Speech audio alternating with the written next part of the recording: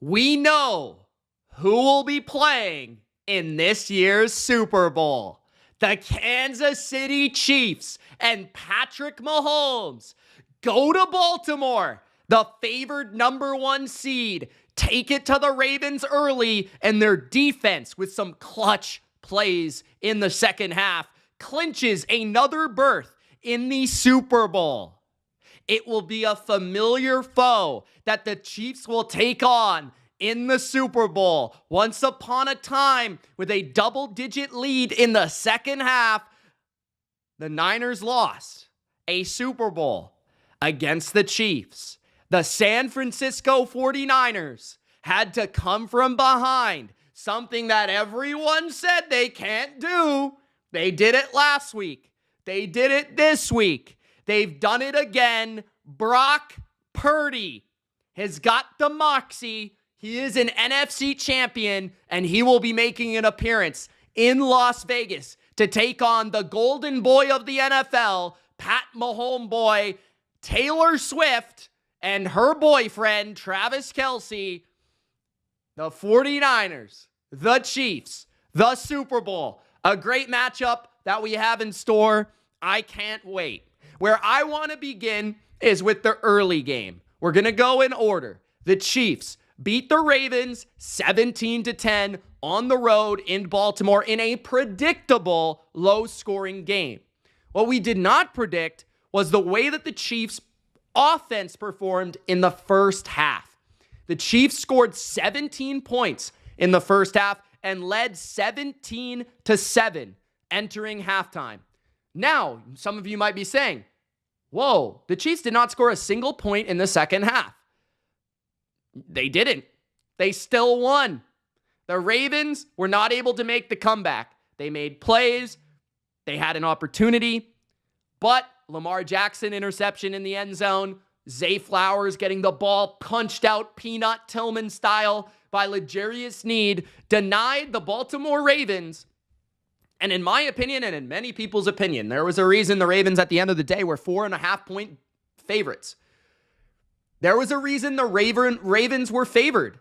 They were the best team in the NFL this year. They were the best team in the regular season. They beat pretty much all the top dogs. They did not see the Chiefs until this day. And that, quite frankly, I believe helped the Chiefs in this game, because the Chiefs were able to take the Ravens defense by surprise and catch them early in this game to be able to get the lead and put the Ravens in a place playing from behind where they have not played very often this year. And unlike the 49ers, the number 1 seed that was caught down 17 points, 24-7, the Ravens were not quite able to make those plays. The two best defenses in the NFL, everybody was talking about it's Lamar, the MVP, versus Patrick Mahomes, the best QB in the NFL. Many people were saying that. No. This was all about the best defense versus the second best defense, at least in my mind. And the Ravens' offense was the reason they lost. The Ravens' offense, Lamar Jackson, the play calling of Todd Monken was the reason they lost. Everybody has lauded and applauded and praised the play calling of Todd Monken, the offensive coordinator change from Greg Roman to Todd Monken. And they have applauded the new coaching staff of the Ravens all year long. But here's what happened. The Chiefs went to Baltimore and they outcoached the Chiefs. They outcoached the Ravens. The Chiefs outcoached the Ravens at the beginning of the game on offense and at the end of the game on defense. And you look at it statistically, Patrick Mahomes, statistically speaking, wasn't anything unbelievable. I thought early on he was on the money. He made a phenomenal touchdown pass to Travis Kelce. Was one of his best throws I've seen him make all playoffs and all season long. Just a back shoulder dart, back shoulder absolute piss missile to Travis Kelce, who had a phenomenal game. The MVP of this game was Travis Kelce. 11 catches, 116 yards, and a touchdown. He's going to have to do it again in the Super Bowl. We'll get to that in a little bit. But Patrick Mahomes, 30 for 39, 241 and a touchdown.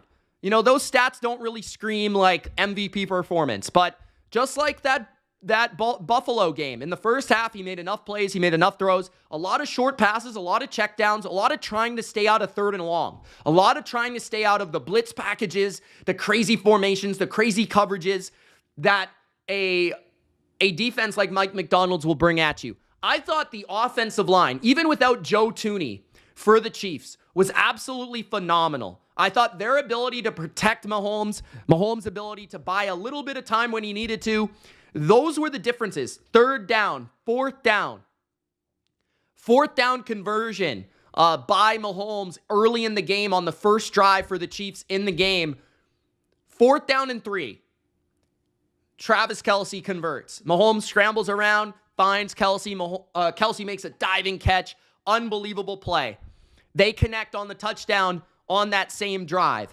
They were able to run the ball well enough early in the game. Later in the game, it got stifled, but 24 rushes for 68 yards, 2.8 yards per carry does not do the justice of Pacheco. And really, this is not a stats game. If you're watching the Chiefs, this is not a stats game. Mahomes' stats, a lot of low completion yards per attempt, right? At the line of scrimmage, check downs, getting it out hot, getting it out quick to the right receiver at the right time. But it was efficient, it was effective, and it moved the chains, and it kept the Chiefs out of 2nd and long and 3rd and long, and the Chiefs were very effective. Now, I thought the Chiefs might have been able to run the ball a little bit more effectively throughout the day. They didn't necessarily, but they got enough, 68 yards on the ground. They would have liked more out of the ground game in the second half from Pacheco than they got, and they're certainly going to need more out of Pacheco next week, because the Niners pass rush is a different animal from the Ravens pass rush. And if you're looking at this from a Ravens defensive standpoint, what could they have done better early in this game? I think their pass rush didn't get enough pressure on Mahomes. I don't think they were aggressive enough. I don't think they blitzed enough. And honestly, I just think they didn't make the big stop at the right moment. The 4th down, the 3rd down, the key stop early in the game. Now, I'm not going to sit here and tell you the Ravens defense is why they lost this game. Absolutely not. It is not the reason they lost this game. The offense not making enough plays throughout the course of the game. Early in the game, first drive of the game, Baltimore gets the ball. They go 3 and out. 3 and out. They punt, right? That's the first drive of the game. The Chiefs' defense was unbelievable in the game, and they played Baltimore exactly how you have to play Baltimore. And we saw the script. We saw the game plan on display by Houston. You've got to blitz Lamar. You've got to blitz Lamar constantly. You've got to force the ball to come out quick. You can't allow him to sit back there, duck, dodge, ditzy, dangle, and find somebody down the field. You got to blitz. You got to get there, and you've got to be able to stop the run. But here's the thing. Todd Monken didn't even run the ball. Todd Monken! You should be fired right now, sir, because you are the reason, in my opinion, the biggest reason, not the only reason, but the biggest reason why the Ravens are not playing in the Super Bowl versus the San Francisco 49ers in a rematch of Monday Night Football a few weeks ago. Unbelievable choke job by Todd Monken. How you're not running the ball against the Chiefs. You give Gus Edwards, I'll count them for you guys. You give Gus Edwards not 1, not 2, 3 carries. Only 3 carries in the entire game. Gus Edwards only gets 3 carries against one of the worst run defenses in football. That is like the Lions coming out today, and if the Lions would have done this, they would have lost by 100. Coming out, and this is if the Lions would have not ran the ball with Jahmyr Gibbs at all throughout the course of the game. 3 times. I mean, you've got to attack the weakness of your opponent, and Gus Edwards gets only 3 carries. I mean, Lamar led the team in rushing 8 carries for 54 yards. You guys were only down 10 at max during this game. At any point during the game, you were only down 10 points. 10! And you only ran the ball 3 times with your lead running back. You only ran the ball 3 times with your backup running back. That's embarrassing. Embarrassing. And for the Ravens, if you really have to pick apart the personnel, 1, the pass rush wasn't good enough early in the game. They figured it out in the second half with some nice blitz and stunt designs. Kyle Van Noy, I thought, had a really good end of this game. He caused a big holding call and a big sack later in this game. But Zay Flowers was their best offensive player. if you're thinking critically about the Ravens and how they must improve, Zay Flowers is a rookie. And I understand he's a first-round pick, but Zay Flowers is a rookie. And yes, Zay Flowers, maybe he shouldn't have extended the ball across the line and got it punched out. But you can't have a rookie be your go-to option in big moments. That's not a championship caliber team. The Chiefs had a veteran Hall of Fame tight end be their go-to guy. The Ravens, I understand Mark Andrews beat up, not active, active but not healthy. You can't be relying on a rookie to be your go-to guy at all times. And Zay Flowers had a phenomenal game. He was arguably the best player on the field for the Ravens. He had 5 catches for 115 yards and a touchdown. He was arguably their best player on offense. Their tackles, I thought, struggled in this game against O'Menahue, especially. Karlaftis had a decent game. Chris Jones had a great game, especially early, and then he kind of got banged up towards the end. I thought the Chiefs' D-line played really well, but the thing is, the Ravens didn't even try to test the Chiefs running the ball. Like, that is embarrassing. They just kept dropping back and throwing it, and I told you guys in the BLV versus consensus and in the preview, how are the Chiefs going to win this game? They're going to get up early, their defense is going to play really well, and the Ravens are going to have to throw drop-back pass. That's exactly what happened, it exactly happened, and the Chiefs are phenomenal early in a game, right? Andy Reid gets a ton of credit for his first half script. You're taking it to the best defense in the NFL, one of the 10 best defenses of the past 10 years, right? This Ravens defense is really that freaking good. Like, schematically sound, phenomenal secondary, great linebackers, a bunch of big fuckers, and the Chiefs had a phenomenal script. They went right down the field, 4th down, huge conversion through Mahomes magic and Kelsey magic, and a dart, as I stated earlier, for a touchdown to Kelsey on the back shoulder. Phenomenal pass, great catch, great route, all that. But, great script by the Chiefs, great game plan early by the Chiefs. They weren't able to do anything in the second half, really, because the talent showed on the field. The Ravens are more talented than the Chiefs, and I think that showed in the second half. But the Chiefs just had that veteran savviness. They had that winning ability to just come through with the right play at the right time. Snead punching the ball out. Mahomes making a couple throws at the right time. Pacheco having a couple nice runs. Kelsey having a couple nice routes. Just a few things that won them this game. And the Chiefs' defense, incredible man coverage. I thought they really did a good job down the field at taking away a lot of the avenues for Lamar to throw. I thought Lamar struggled. I thought Lamar played poorly today. If you would have told me Lamar and Brock Purdy switched bodies, I'd probably agree with you. Watching Brock Purdy, it looked like Lamar. Lamar didn't make enough big plays in this game. Not enough big throws, not enough big runs, not enough things that he's really known for. Not enough escaping sacks. And why they only gave him 8 runs in the game, and most of them were scrambles. The one designed run you really drew up for him, he gashed the defense for 20 yards on 4th and 1. What is Ton Bonkin doing? No runs for Lamar. No runs for Gus Edwards. No runs for Justice Hill. I'll tell you this much. 49ers are not going to not run the ball at all next 2 weeks from now. So that's just a baffling coaching, And I thought the Ravens did a great job of, on defense, kind of keeping them in the game, despite a lot of the mistakes they were making on offense and the poor play calling on offense. I thought Kyle Hamilton had a phenomenal game for the most part. I thought that Roquan played really competitively. He had 11 assisted tackles. Matabuke had a half a sack. I thought he was pretty effective in the second half. I thought that Michael Pierce, I give the Ravens defense a lot of credit. I thought they played really hard in the second half, especially Spagnuolo. Joe has given me notes here. Spagnuolo, again, the guy is unbelievable. I mean, he stifled Tom Brady in a Super Bowl. He's done it, man. This guy is unbelievable, Spagnuolo. He is one of the best defensive coordinators in modern football history. You've got to put him up there.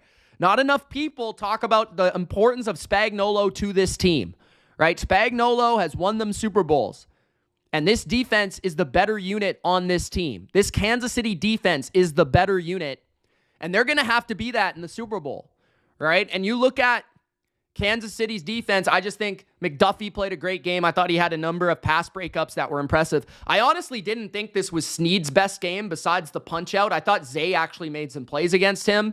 I thought Bolton played really well, Omenihu played really well. Jones played really well. Reid made a lot of really nice tackles in this game.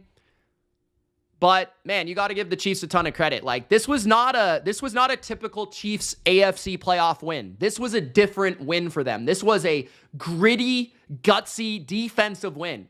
And yeah, I know that they played well on offense in the first half, but the second half they scored 0 points and they still won. So that you got to give Spags a lot of credit. You got to give that defense, the identity of this team this year, a lot of credit for winning this game. Willie Gay will be back for the Super Bowl, you would think.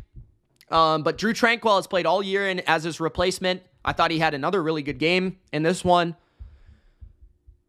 Yeah, I'm just really disappointed by the Ravens in terms of the coaching. You know, what we've been applauding them all year for was the coaching. Mike McDonald, I thought, got outcoached in the first half. He definitely did a great job adjusting, but it might have been too late. And then offensively, Todd Monken was just a disaster. Like an absolute disaster. In all phases, all points of the game, got completely outcoached, completely outschemed, no answers, and Lamar did not play his best game. So those are my takeaways. Chiefs will advance to the Super Bowl, and as I tweeted, sometimes the best team doesn't always win. It's the best team on that day, and Kansas City for at least a half was dominant enough, and then they followed through in the second half with some key clutch plays, an interception in the end zone. That honestly, Lamar, stupid interception. And then the punch out on Zay Flowers. And that was the difference in the game. Honestly, we could have very well had overtime in that game. It very well could have been overtime. But two very good, that was a good game, a good defensive battle in the AFC Championship. Something different from the Mahomes era in Kansas City that I welcome because I like those type of football games. So congratulations to the Chiefs. They'll be moving on to the Super Bowl for the second straight year, and this will be the 4th appearance for Patrick Mahomes. We'll see if he can get it done. He's going to take on a really good team on the other side. And that team is the San Francisco 49ers. We thought for at least 2 quarters that it might be the upstart underdog Detroit Lions, but the Niners were able to rally in a way that we have not seen from many teams in playoff history. Brock Purdy and the San Francisco 49ers win 34-31 over Detroit, trailing 27-7. They told me that Kyle Shanahan could not come from behind and win a game. He's done it not once, but twice in this playoffs alone, and they do it again. An absolutely abysmal effort defensively in the first half, but they turned it around with a few adjustments in the second. We'll talk about what those adjustments were, and the offense just got going in a way that we knew they always could, and we knew they always would.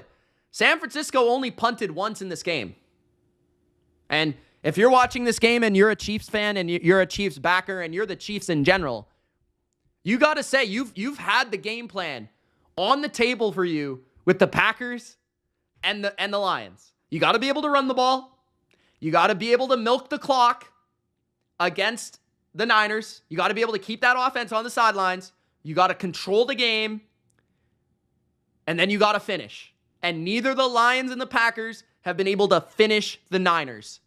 The Niners have not played good defense in these first 2 games. They have played very spotty, to be generous, defense.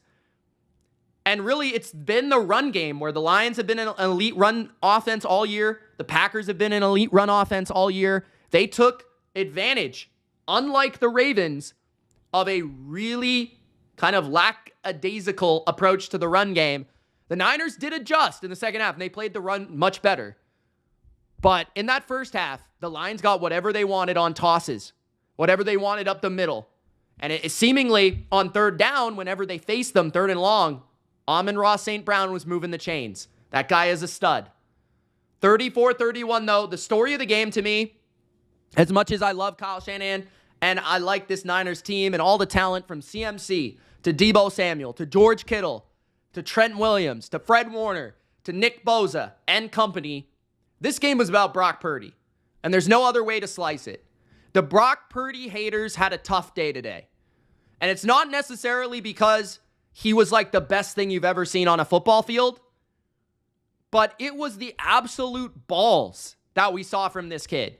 Second-year quarterback, Mr. Irrelevant, especially getting down 24-7. Everybody saying, Brock Purdy's not that good. Brock Purdy's not that good. Brock Purdy's shit. Brock Purdy pissed himself on Monday Night Football. Brock Purdy played terrible last week against the Packers. Brock Purdy just made the gutsy-ass plays that he needed to make. In very many ways in this game, he looked like Patrick Mahomes. He looked like who people were comparing him to last week, Joe Montana. Like, Brock Purdy's not a perfect talent. He doesn't have as big of an arm as Josh Allen. He can't run like Lamar. He can't throw from a million different angles like Mahomes.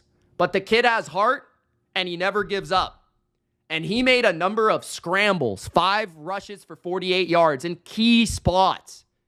He had 20 completions on 31 attempts for 267 yards, a touchdown, and he did throw a pick. It was not a perfect game. Again, it was not a perfect game by Brock Purdy, but he did his thing. And then Christian McCaffrey, 20 rushes, 90 yards, 4.5 yards per carry, 2 touchdowns. Christian McCaffrey might be the best football player in the NFL.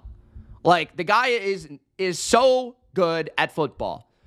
He's able to break tackles. He's able to catch the ball. He's able to run routes. He's able to pass block. He's able to just be the whole damn backfield, the whole offense for a team. And Christian McCaffrey, again, proving why, to me, the MVP of this team is not Brock Purdy. It's Christian McCaffrey. He's the best running back in football. He shows why running backs matter. The vision, the elusiveness, the power. 4 catches, 42 yards, 20 rushes, 90 yards. Christian McCaffrey is a fucking dog. Okay? And then you look at the receivers. Deebo Samuel, we didn't know if he was going to play all week, but he gutted it out. 8 catches, 89 yards.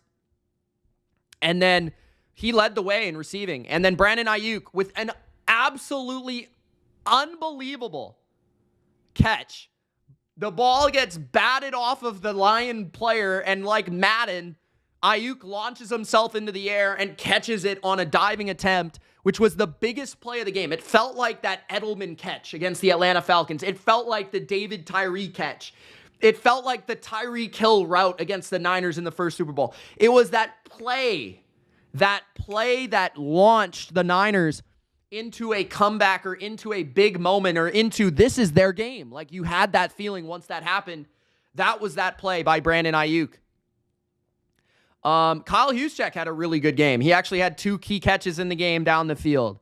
I thought George Kittle was kind of quiet, but again, he made his catches in big moments.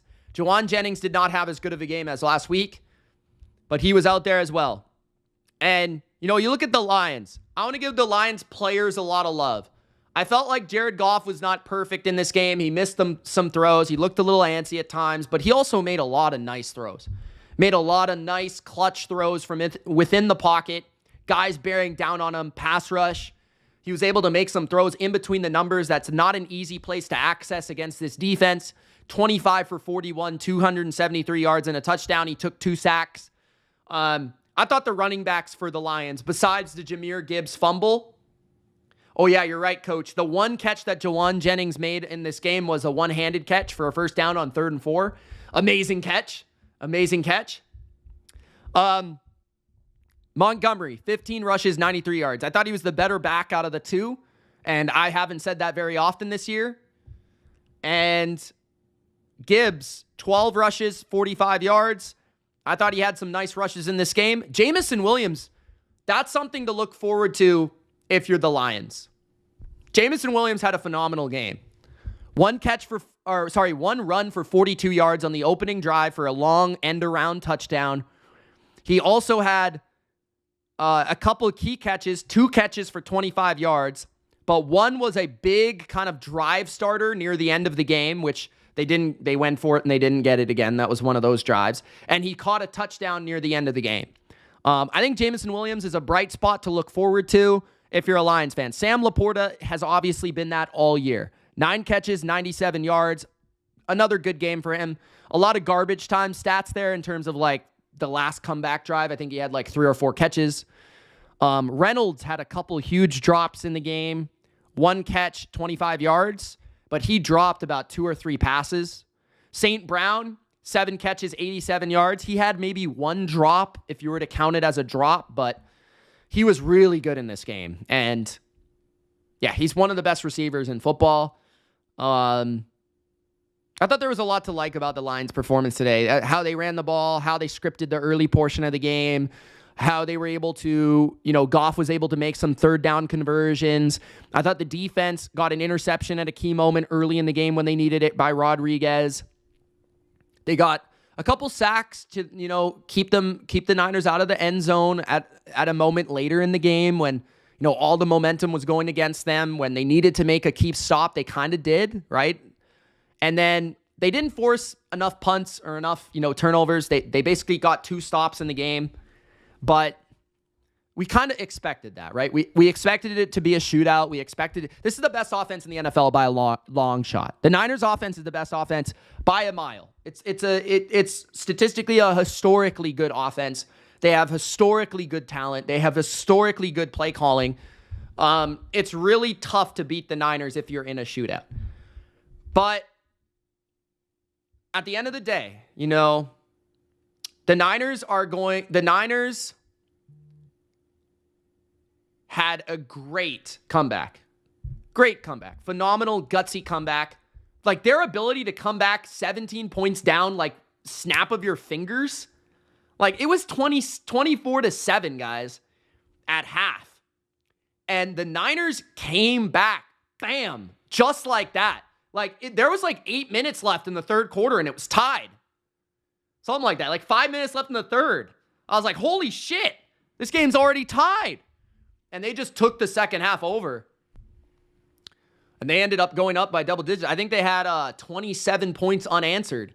It was a phenomenal comeback. It was Brock Purdy legacy scrambles. It was, can Shanahan do something he's never done? He did it. It was McCaffrey, great performance. It was the defense, strip at the right time, Eric Armstead. A couple stops at the right time on 4th down. But ultimately, guys, I said the biggest reason the Lions may win or lose this game is what Dan Campbell has been all about. Bite the kneecaps. We're aggressive. No matter what, we go for it. And this was a bad day for the folks that want to go for it every single time you touch the football.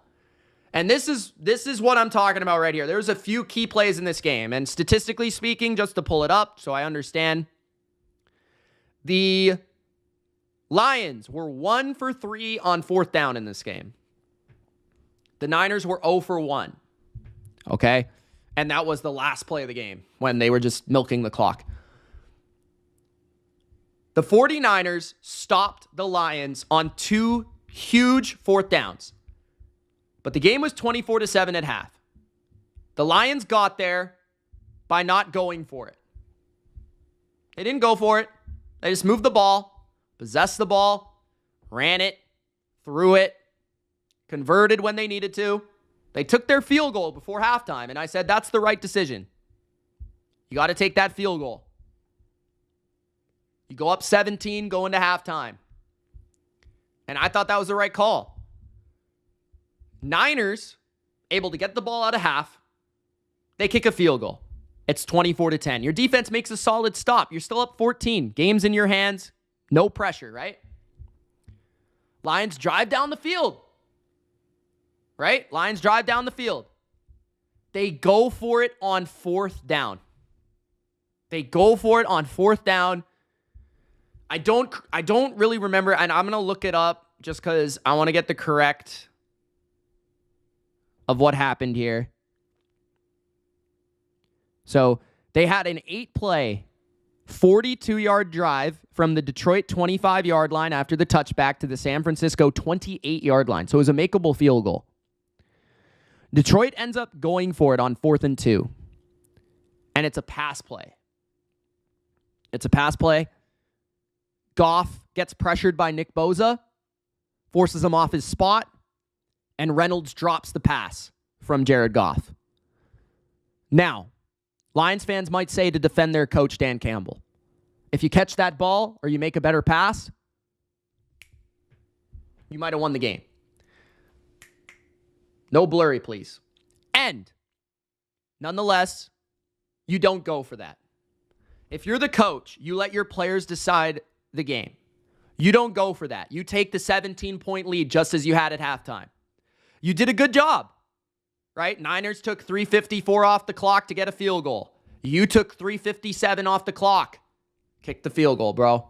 Kick the field goal, go up 17, extend the lead, keep the lead the same. 6 minutes more off the clock, 7 minutes more off the clock.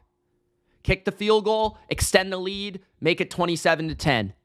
Instead, Dan Campbell goes for it.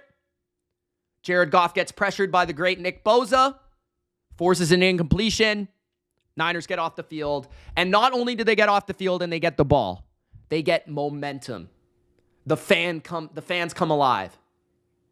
The stadium goes crazy. They get the ball. They're at home. Maybe if you're at home, that changes things. But you don't go for that. You extend the lead. You take that 17-point lead. Niners get the ball. They go down. They score again. It's 24-17. They take that momentum they received after that stop by their defense, the key stop by their defense. They score a touchdown. It's 24-17. The Lions then get the ball. They're a little bit rattled now because it's a 7-point game because their coach made it a 7-point game. Their roster didn't. Their team didn't. Their coach made it a 17-point game. It's not blurry, is it right now? I hope it's not blurry. All right, I think that's a little bit better. All right, continuing on the rant. It's a 7-point game now. Niners are trailing by 7. They get a strip. First play. Strip. Eric Armstead recovers the ball. Unbelievable effort. I believe it was Gibson who punched the ball out, and Armstead came down with it. And now the Niners got a short field. They go down. They score a touchdown. Christian McCaffrey. It's a tie game just like that. So what Dan Campbell failed to do was he failed to extend the lead. He failed to put the game in the hands of his players, to let his players decide. And even if the Niners made a bit of a comeback, even if they did, the Lions would have very well had the game tied going into overtime if they kick a field goal because they were able to score on that last drive and then get, onside kick opportunity. But Dan Campbell took that away from them. Fourth quarter, 27-24 San Francisco. They get a field goal after another stop by the Lions. Right? The Lions get 27-24. Then it's 27-24. Lions drive down the field. Lions are at the San Francisco 30-yard line with 9:52 left in the game. 9:52, still 10 minutes to decide this game. Your team, your roster, your talent has 10 minutes left in the game to decide this thing. He goes for it again. And this time, the call was, in my opinion, a terrible offensive play call. They went to empty formation, which is a bad idea. It was 4th and 2, I believe. I'm going to pull it up. It was 4th and 3. Okay? The Lions have been running the ball successfully all day. The reason you don't go to empty, there's no threat of the run. You don't have a quarterback that can scramble. You don't have a quarterback that can run. You're in the empty. Now Nick Bosa and company know you're throwing the ball. And your strength all day has been running the ball. Even if you're going to throw it, you don't have a back in that backfield. You don't have a back beside your quarterback. You don't have any threat of the run. You can just allow that defensive line to tee off. And that's exactly what happened. They got pressure up the middle on Goff. He was forced to run away from the pressure. He threw it incomplete. Take the field goal. Make it 27-27. Or call a better play in that scenario. I don't hate that going for it as much the second time. The first time was egregious. They never should have went for it. The second time, I understand why they went for it, but just tie the game up, though. Again, take that momentum away from San Francisco, tie the game up, 27-27. Instead, they don't do that. San Francisco takes a 10-point lead, and the game was pretty much over from there. So, give the Niners credit. Brock Purdy played with his balls on the table. Shanahan was able to accomplish something they've never done in San Francisco. And this team, just the vibe that I'm getting out of this team, this seems like a team of destiny. This seems like the team this year. This seems like their Super Bowl. They had to come back against the Packers. A lot of people said they shouldn't have won that game. This game, they had to come back against Detroit. A lot of people said they shouldn't have won that game. And that it's very much like what the Chiefs did in 2019. They came back against the Texans. They came back against the Titans. They came back against the Chiefs. I'm just saying, if we're watching the third quarter and the score is 24-14 for Kansas City and the Niners win 28-14, I won't be surprised. Because this feels like it's the Niners' year. But I'm looking forward to the Super Bowl matchup. It's going to be fantastic. You've got one of the best quarterbacks at this point of all time taking on a phenomenal roster. You've got, in my opinion, the two best coaches in the game. And we're going to have 2 weeks of build-up. Both coaching staffs are going to be able to go at it with different game plans. I think it's going to be a challenging matchup for the Niners in terms of their secondary. How are they able to cover this short passing game of Mahomes? And then it's going to be a challenge for the Chiefs. Their defense has not played a team this good on offense all year, this balanced on offense all year. They struggled with the Bills' running game. Here comes Christian McCaffrey, right? They like to play man coverage. Here comes the best team against man coverage in football with those weapons, the 49ers. You know, can the Chiefs run the ball with Pacheco against the Niners like the Packers and the Lions did? Can those tackles of the Chiefs hold up against Nick Bosa and Chase Young, right? Can the Niners contain Travis Kelce? This is going to be a really good Super Bowl, man. And there's a lot of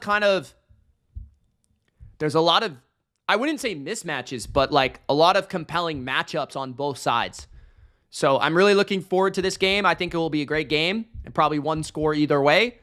And it's going to be in Las Vegas. Thank God it's not in Arizona because that turf sucks.